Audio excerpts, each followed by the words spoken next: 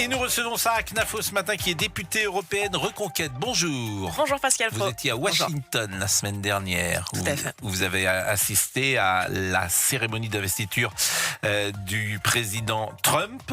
Avec quel souvenir êtes-vous rentré et quel enseignement avez-vous tiré de ce voyage? Et ensuite, nous parlerons évidemment du drame d'Elias.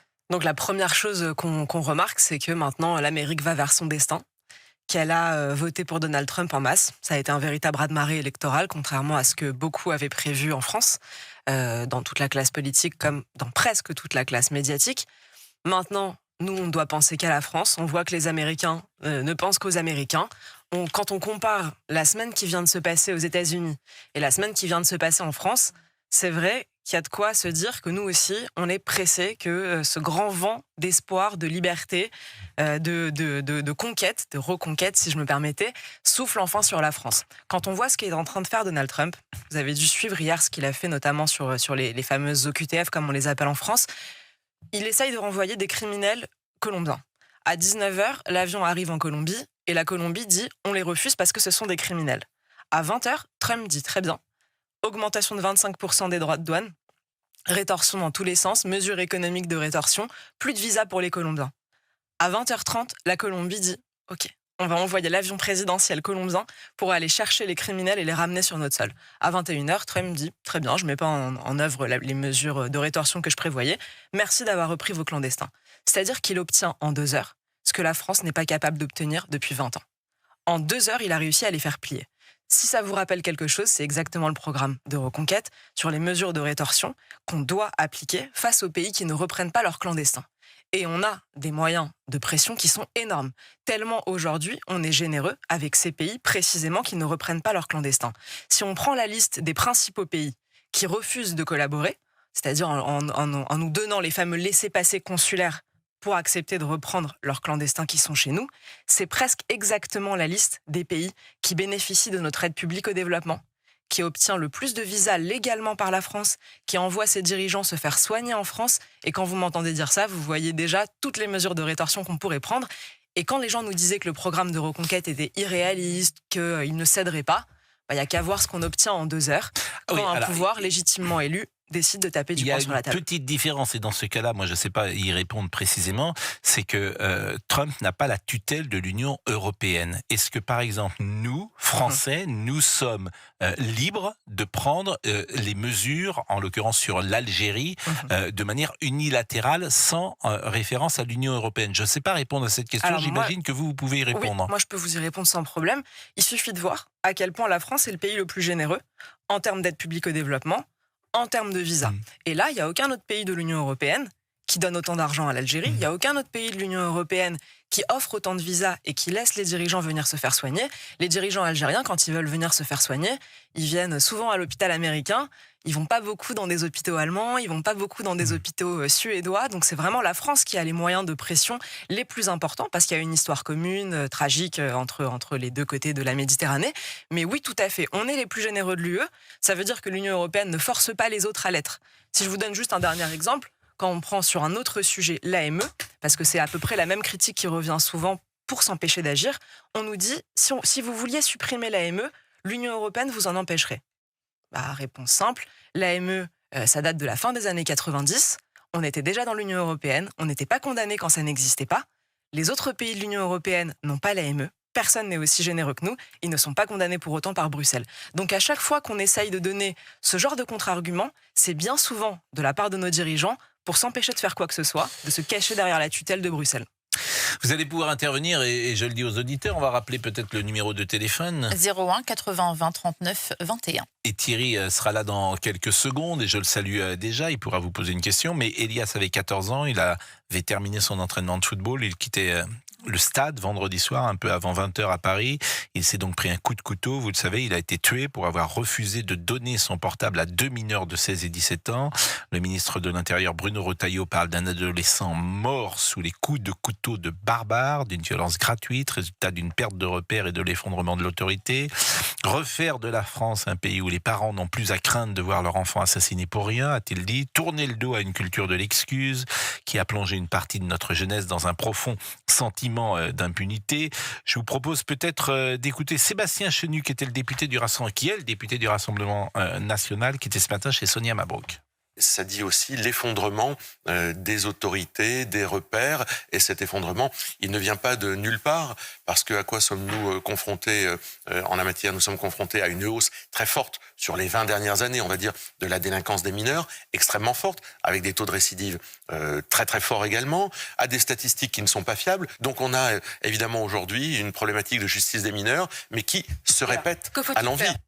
Prise de parole également de Karine Petit, qui est la maire Les Écologistes du 14e arrondissement de Paris. Elle était sur BFM samedi soir. On a eu des signaux d'alerte, par exemple, il y a un peu plus d'un an, qu'un petit groupe de jeunes rentrait dans le centre sportif, agressait, en tout cas violentait ou menaçait, par exemple, ceux qui venaient au stade. On s'est réunis, on a pu mettre aussi des mots sur ce qui se passait. Les 2 jeunes qui ont été interpellés font déjà l'objet en fait de mesures de la justice pour mineurs. Certaines mesures peut-être ont été mises en place, mais n'ont pas empêché que survienne ce drame. N'ont pas suffi.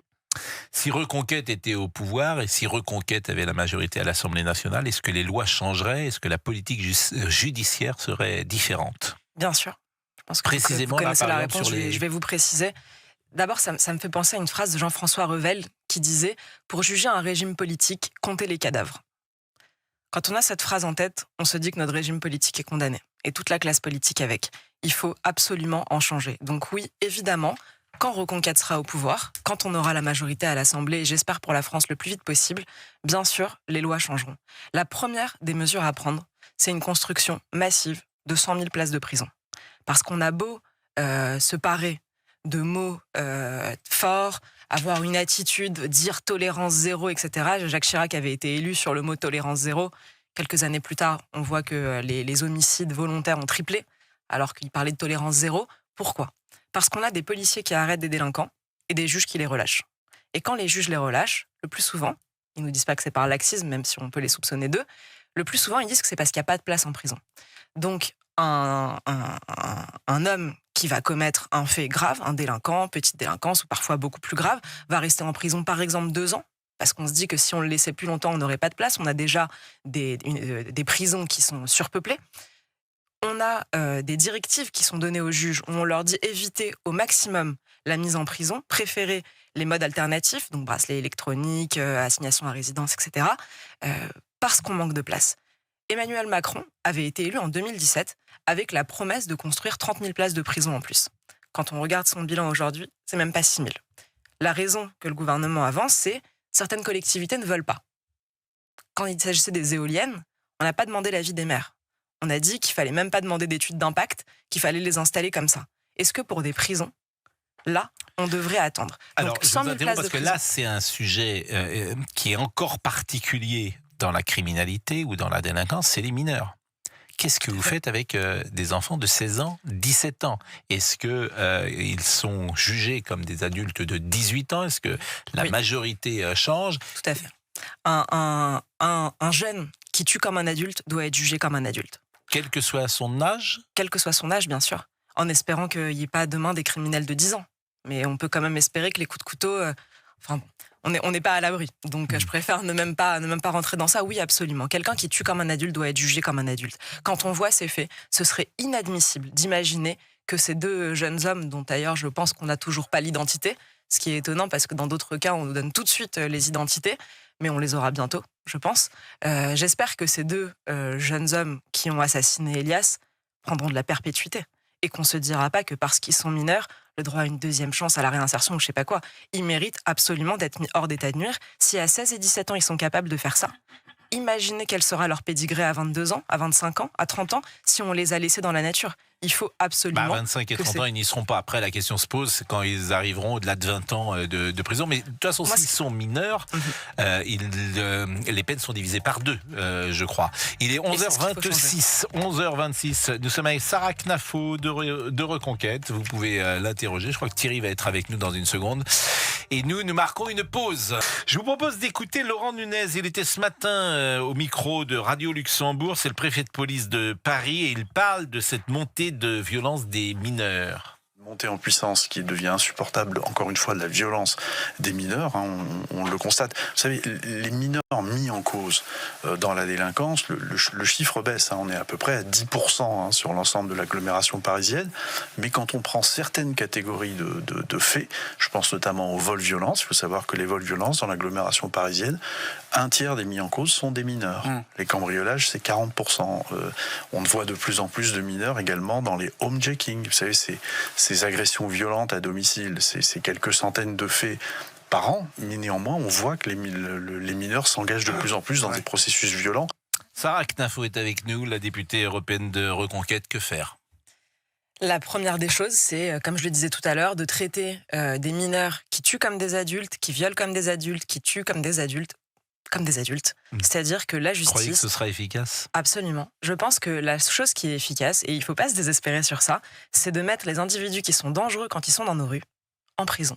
Là, ils pourront plus nuire à personne. Ils seront dans leur prison. C'est la première des choses à faire. La gauche essaye de nous expliquer que le but de la prison, c'est la réinsertion. C'est faux. Le but de la prison, c'est de mettre hors d'état de nuire des gens qui sont dangereux quand ils sont en liberté. Donc, les 2 assassins du jeune Elias, ils doivent être en prison pour le restant de leur jour. Il n'y a pas d'autre solution. Si vous voulez que la société soit protégée, il faut que ces individus soient mis hors d'état de nuire. Et moi, je me soucie beaucoup plus de la paix dans la société que du bien-être de 2 jeunes assassins qui ont réussi à assassiner alors qu'ils n'avaient que 16 et 17 ans. Et ce qui me frappe le plus dans cette affaire, c'est que ce jeune garçon, Elias, ça a été un garçon courageux. À 14 ans, il était dans le 14e, rappelons-le, parce que quand même le 14e, j'ai été ce matin voir un peu sur Google Maps à quoi ressemblait cette rue. C'est une rue banale, ça ne ressemble pas du tout à un coupe-gorge. C'est une rue comme toutes les autres. Et quand on voit que ce jeune garçon, il se fait planter d'un coup de couteau dans la clavicule parce qu'il refuse de donner son portable, alors on voit directement toutes les conséquences qui vont arriver. On va avoir des parents en France qui vont éduquer leurs enfants, j'utilise un mot fort, dans la lâcheté. C'est-à-dire qu'ils vont dire à leurs enfants, et je les comprends, je ne les juge pas, ils vont dire à leurs enfants, si quelqu'un vient pour te racketter, tu donnes tout ce que t'as, parce qu'il peut avoir un couteau. C'est-à-dire que pour la première fois, sans doute, dans l'histoire de France, on va dire aux enfants que la valeur première n'est pas le courage, mais la lâcheté. Vous m'entendez, je dis pas du tout qu'ils devraient pas le faire et qu'ils devraient dire à leurs enfants, non, bats-toi, etc. C'est pas ce que je dis. Mais je dis qu'on est dans une société où, à tel point que n'importe quel gosse de 16 ans, n'importe quelle racaille, parce que ce sont des racailles, peut posséder un couteau. Donc les parents vont dire à leurs enfants, tu donnes tout ce que t'as. Et ça, c'est gravissime, parce qu'on les éduque dans l'inverse des valeurs qui devraient être celles d'une éducation normale. Un parent devrait dire à son enfant, quelqu'un vient te menacer, tu te laisses pas faire et tu baisses pas les yeux. Thierry vous interroge. Bonjour Thierry, vous nous appelez d'où Thierry ? Oui, je vous appelle de la région PACA, Pascal. Bon, bonjour. Est-ce que vous êtes un électeur de droite, de gauche ? Plutôt de droite. Plutôt de droite. Alors, les familles sont assez éclatées à droite. Vous votez... Je serais très proche de Madame Knafo. Donc, plus vous avez proche, c'est-à-dire que vous avez voté Reconquête, par exemple, lors de... Tout à fait. Pour un candidat Reconquête en PACA. Alors, votre candidat Reconquête aux élections législatives, lors de la... Alors, c'était Éric Zemmour. Ah bah, c'était Éric Zemmour. Donc, effectivement... Voilà. Donc, il a fait des scores sans doute les plus importants, j'imagine, de tous les députés de Reconquête. Une question ou une analyse pour Madame Knafo, Thierry ? Alors, moi, j'ai constaté dans ma carrière d'ancien policier, je suis retraité actuellement, que les criminels étaient rarement des primo-délinquants. Ce sont des personnes qui ont accumulé et enchaîné les agressions, les vols avec violence, sans obtenir de réponse pénale propre à mettre un terme à leur carrière. Et à chaque fois, j'ai pu constater un certain paternalisme et une bienveillance de la part des magistrats. J'ai même assisté une fois à une séance un peu surprenante et surréaliste. Mon commissaire a interpellé le procureur là-dessus parce qu'il s'agissait de cas de jeunes qui avaient accumulé d'une vingtaine d'agressions avec violence sur des jeunes victimes. Et le commissaire a dit au procureur, mais que faites-vous des mineurs, des victimes en pareil cas ? Le procureur a répondu, la victime n'apparaît pas dans le code de procédure pénale. Elle peut porter partie civile, mais elle n'apparaît pas. Donc vous voyez, les magistrats ne s'occupent pas des victimes. Ils les ignorent et leur comportement est extrêmement paternaliste. Ça m'a frappé. Alors, La nous, les difficulté, c'est policiers- de faire un raisonnement par rapport à un cas peut-être unique. Je pense que les magistrats, je l'espère en tout cas, prennent en compte les victimes et les entendent. Et on l'a vu parfois dans certaines affaires. Dans l'affaire Pellico, par exemple, la victime a été prise en compte. Et c'est une bonne chose. Oui. Déjà, Madame Pellico, cette affaire a été très médiatisée, mais c'est toutes ces délinquants, tous ces vols avec violence, ça devient banal, Pascal. Ça Mais c'est devient banal, vous avez raison. Mais qu'est-ce qu'on fait? C'est ça, là, une fois que... Je vous en prie, Alors- Sarah Knafo veut vous répondre, mais peut-être voulez-vous terminer, Thierry? Ah oui, alors nous les policiers, évidemment, nous entendons nous les mettons en disposition de la justice, nous rédigeons des procédures, mais il y a aussi en parallèle tout le volet social et préventif. Ça, je voulais vraiment en parler. Il y a un tas de réunions, on participe à un tas de réunions que je qualifierais de théodules, pour employer un terme qui vous est cher, des baromètres d'ambiance, on leur donne le nom qu'on veut. Et je vais prendre un exemple concret d'un jeune. Je constatais qu'il gravissait petit à petit les échelons de la délinquance, avec des actions de plus en plus violentes. Et à chaque réunion, je citais son cas. Je dis, voilà, on a tel jeune qui nous pose des problèmes, que fait-on? Je n'ai jamais eu justement, de réponse la concrète. question, je la pose à Sarah Knafo parce que c'est la grande question des prochaines années. Il y a sans doute un double volet. D'abord, il y a de l'éducation parce que c'est quand même très important, évidemment. Mais qui peut éduquer? A priori, c'est les parents qui éduquent les enfants. Donc, si les familles sont décomposées, si j'ose dire, ou en tout cas si la mère est seule, c'est forcément plus compliqué avec 3, 4 ou plusieurs enfants. Et puis, qu'est-ce qu'on fait sur le volet répressif? Sarah Très Knafo. bien. Merci beaucoup de votre témoignage qui corrobore plusieurs autres et qui confirme ce qu'on en pense chez Reconquête, mais je pense que vous le savez si vous votez déjà pour nous. Pour vous répondre, je pense que le volet répressif et le volet préventif se rejoignent. Je m'explique. Donner des exemples, ça sert à quelque chose. C'est la faiblesse qui excite toujours la violence et c'est toujours la force qui la calme. N'importe quel parent sait ça, n'importe quel chef d'État sait ça. On le sait dans tout le reste des pays du monde. On le voit aujourd'hui avec Donald Trump, c'est un exemple, mais on le voit partout ailleurs dans le monde. Quand on a un État faible, ça excite les violents parce qu'ils savent que la réponse sera faible. Donc la meilleure prévention, c'est la répression. Maintenant, qu'est-ce qu'on fait? Vous disiez tout à l'heure que certains juges peuvent être fermes, etc.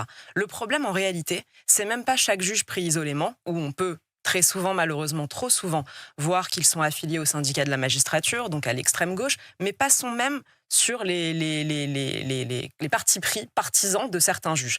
On a un problème systémique dans la justice.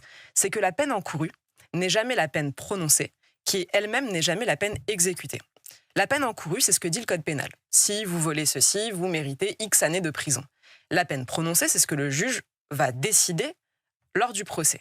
Et la peine exécutée, c'est le nombre d'années que vous allez effectivement rester en prison, ou combien de temps vous allez avoir un bracelet électronique, ou ce que vous allez payer à la fin, etc. La peine encourue, le code pénal la donne. Mais la peine prononcée, bien souvent, n'atteint jamais la peine encourue. Pourquoi? Parce que des juges idéologisés, des circonstances atténuantes qui sont presque toujours prises dans leur sens maximal, parce qu'il y a des directives, comme je le disais tout à l'heure, qui demandent aux juges de ne pas placer en prison. Et ça, c'est des directives claires qui sont écrites. C'est pas quelque chose qu'on leur a chuchoté à l'oreille, c'est écrit. On leur dit ne les mettez pas en prison parce qu'on n'a pas assez de place. Première des choses, il faut évidemment mettre un signe égal entre la peine encourue et la peine prononcée. Pour ça, peine plancher, construction de places de prison. Et évidemment, lutter contre l'idéologisation de la justice, empêcher la syndicalisation, notamment dans le syndicat de la magistrature. C'est pas normal d'avoir des juges d'extrême gauche, pour faire court. Et c'est aussi pour ça que la justice est à ce point décrédibilisée en France. Et enfin, peine exécutée. Comment faire pour que la peine prononcée soit la peine exécutée? À mon sens, il faut supprimer le juge de la liberté et de la détention, c'est-à-dire un juge qui va venir rejuger un procès pour dire un tel s'est bien comporté en prison, il a dit bonjour aux agents pénitentiaires, il a fait de la poterie ou je sais pas quoi, donc il mérite de sortir au bout de 4 ans au lieu de sortir au bout de 8 ans. Ça ne devrait pas exister. Monsieur a raison, quand le JLD, le fameux juge de la liberté et de la détention, rend son deuxième jugement, la victime n'existe plus. On ne prend même pas en compte le crime qui a été commis, on ne s'occupe que du comportement en prison et ça c'est anormal. On devrait supprimer cette fonction. Un jugement c'est un jugement, la justice a rendu sa décision, il faut la respecter. Et 11h43, la pause, et nous revenons avec Sarah Knafon. On pourra aussi parler de politique, j'allais dire politicienne, parce qu'au-delà des idées, l'incarnation est toujours importante, notamment en France, que les droites sont multiples, contrairement à ce qui se passe aux États-Unis avec Donald Trump qui avait fait main basse sur le parti conservateur. Donc comment réunir toutes ces droites derrière un seul nom? C'est une question qui n'est pas facile. À tout de suite. Sarah Knafo est avec nous et elle revient des États-Unis. La difficulté évidemment avec l'élection de Trump, et je comprends que vous regardiez ce qui se passe là-bas avec intérêt, et vous nous avez tout à l'heure dit ce qu'avait fait Trump avec ces criminels colombiens, mais est-ce que le modèle de Trump est possible en France sur le plan économique comme sur le plan sociétal? Et là, la discussion commence parce qu'il y a la tutelle de l'Union européenne et Trump n'a pas cette tutelle-là et vous ne pouvez pas l'écarter comme cela. Et puis, il y a une population qui, par définition, n'est pas la même, notamment sur le plan économique. Alors sur l'Union européenne, vous vous rappelez de la Boétie et de la servitude volontaire. Je crois qu'on est dans la servitude volontaire avec l'Union européenne, qu'on ne se rend pas compte et que nos dirigeants semblent ne pas prendre la mesure du fait que nous sommes la France. Et puisque nous sommes la France, nous pouvons aussi faire plier l'Union européenne sur énormément de sujets. On a vu que l'Allemagne avait, elle, cette politique. Et quand elle veut faire plier l'Union européenne sur tel ou tel sujet, notamment sur des aides d'État à l'industrie, elle arrive à la faire plier parce que l'Allemagne sait et en joue que sans l'Allemagne, l'UE n'existe plus. Nous, on devrait aussi savoir que sans la France, l'Union européenne n'existe plus. Donc aller au bras de fer, susciter des crises parce qu'on sait qu'on va réussir à en sortir gagnant, c'est exactement ce que faisait le général de Gaulle. On ne va pas reciter la chaise vide, vous vous rappelez de ce qu'il faisait à cette époque. Ça fait des lustres, des années, des décennies que la France n'a même plus tenté d'aller au bras de fer avec l'Union européenne. Si, François Hollande. Quand il est élu, François Hollande, il dit « je vais renégocier immédiatement les traités » et puis à l'arrivée, il n'a rien renégocié. Parce qu'il ne l'a pas fait. Son premier voyage se fait à Berlin, il se plie tout de suite au fameux couple franco-allemand, donc il entre tout de suite dans la machine. On n'est pas crédible quand l'Union européenne sent que de toute façon, à la fin, on cédera. Il faut montrer qu'on est inflexible. Et à mon avis, la bonne méthode, c'est de dire à l'Union européenne « on vous laisse 6 mois pour renégocier tel ou tel traité ». Si ce n'est pas fait dans les 6 mois, on vous annonce d'ores et déjà que la France violera ce traité, que la France violera cette règle. On veut bien jouer le jeu des règles internationales parce que la signature de la France, ça vaut quelque chose et ça compte, mais on vous annonce d'ores et déjà que ce sont nos intérêts vitaux et que si vous ne les respectez pas, dans 6 mois, on l'appliquera de manière unilatérale. Donc oui, c'est possible d'agir souverainement quand on a quand le peuple a dit oui, quand le peuple a voté, il faut que ça veuille dire quelque chose. Ça fait trop longtemps en France que les Français se disent à quoi ça sert de voter puisqu'à la fin, c'est décidé à Bruxelles, à Berlin, à Washington ou que sais-je. Tout doit se décider en France. Notre sécurité, notre industrie, notre souveraineté technologique, c'est chez nous qu'on doit la décider et il faut que les Français sentent que la démocratie, ça veut encore dire quelque chose. Pour refaire le parallèle avec les États-Unis, qu'est-ce qui s'applique chez nous? D'un point de vue économique, c'est clair. Il dit l'Amérique d'abord, nous on doit dire la France d'abord. Il dit il faut être prêt à être protectionniste sur notre marché pour protéger certains secteurs. Ça fait bien longtemps qu'on aurait dû se dire la même chose. Et peut-être, tout le monde crie à la future guerre commerciale, ça m'étonne de voir des gens qui pourtant étaient assez lucides sur le libre-échange et sur la manière dont ce libre-échange-là, ces règles de concurrence-là, avaient tué notre industrie, étaient en train de tuer notre agriculture. Donc ça m'étonne de voir que les gens se disent pas, peut-être que tant mieux qu'un grand pays vu comme libéral comme les États-Unis se mette à dire pourquoi pas protéger notre industrie et notre économie. À nous de le faire aussi pour s'en défendre. Sur la sécurité, il dit « je vais me désengager du continent européen ». Là aussi, à nous de tirer notre épingle du jeu. Ça fait déjà depuis des années que chez Reconquête, on dit « il faut miser sur notre défense ». On a un devoir de puissance parce qu'on peut vraiment demain être le leader militaire de tout le continent européen. Et si les États-Unis s'en vont, c'est l'opportunité rêvée pour nous de dire aux autres « mais qu'est-ce qu'on vous disait depuis le général de Gaulle ?» Depuis le général de Gaulle, on dit au reste du continent, et notamment à l'Allemagne, c'est nous qui devons être le protecteur du reste de l'Europe. C'est nous qui devons être le leader. Et les Allemands, à chaque fois, nous répondent « non merci, on a le parapluie américain ». Cette fois, on va devoir leur dire maintenant qu'ils sont plus là, vous allez acheter nos armes, c'est notre industrie de défense qui doit prospérer sur le reste du continent et vraiment, on a tous les atouts en main pour le faire et pour le devenir. Donc ce sont les enseignements de l'élection de Trump pour la France. Il faut évidemment une incarnation au-delà des idées et que cette incarnation aujourd'hui qui fédère, ce qu'a fait Trump, qui avait fait main basse sur le parti conservateur, elle est éclatée. en France. C'est-à-dire que vous étiez à Washington, le Rassemblement national était présent également à Washington, Marion Maréchal était présent à Washington. Je pense que vous ne vous êtes pas vus. Ces 3 familles de droite ne se sont pas vues. Et je pourrais rajouter les Républicains qui ont des passerelles en termes d'idées avec Reconquête, et puis peut-être aussi une partie du bloc central. Donc il y a beaucoup de gens qui pourraient se retrouver. Sans doute, ça serait une sorte de programme commun de la droite. Il y aurait des différences, bien sûr. Programme commun de la gauche a existé avec François Mitterrand. Là, ce n'est pas possible. Donc, et là, alors bien sûr, c'est de la politique politicienne que je fais là, mais la stratégie pour gagner. Comment pouvez-vous imaginer un candidat de droite au 2e tour, l'ayant emporté, et notamment votre parti qui est le plus faible, pardonnez-moi de le dire comme ça, du camp de la droite? Parmi ceux que vous avez cités, on n'est pas les plus faibles. En revanche, c'est clair qu'on est sous le Rassemblement national dans les sondages. En revanche, c'est un peu moins éclaté que les Républicains. C'est un peu moins éclaté que ce que vous dites, dans le sens où, si je vous prends l'exemple du Parlement européen où je siège chaque semaine, je vote avec le Rassemblement national. On est capable de travailler ensemble sur certains sujets. Je parle évidemment avec les Républicains. Donc mais ça, j'en suis sûr. C'est moins je pense éclaté. qu'entre Bruno Retailleau, Marine Le Pen, Sarah Knafo, Marion Maréchal, Éric Zemmour, il y a des passerelles. Autrement, je ne poserais pas la question. Je pense que ces gens, en fait, peuvent travailler ensemble. Je le pense aussi. Maintenant, à quel moment travailler ensemble? Oui, mais qui s'efface devant qui? Qui s'efface devant qui? Attendez. Déjà, je pense qu'il ne faut pas penser en termes de s'effacer. Pourquoi? Parce que le parti unique, c'est la dictature. Moi, je suis très démocrate. Mon objectif, c'est que les Français aient le choix. Pour gagner. Que les Français aient le choix pour gagner. Pour être au deuxième tour. Voilà, au deuxième tour. Pour être au deuxième tour. Je m'explique prenons le cas d'une présidentielle. Dans une présidentielle, vous avez, comme vous le savez en France, le premier tour puis le deuxième tour. Au premier tour, les Français doivent avoir le choix. Ils doivent choisir au sein de ces différentes familles politiques qui y choisissent. Donc si on prend le Rassemblement national et nous, par exemple, d'un point de vue économique, je pense que c'est clair pour tout le monde, le Rassemblement national est plutôt socialiste, et nous sommes plutôt pour la liberté économique, pour faire souffler ce grand vent de liberté en France. Vous savez, Pascal, parce que je crois que c'était dans votre émission sur CNews, qu'avec Reconquête, on a lancé ce grand sujet des dépenses, ou couper dans la dépense, d'essayer de donner le plus clairement possible les postes à couper, etc., avec une vraie méthode. Depuis, beaucoup de gens en parlent, et c'est très bien.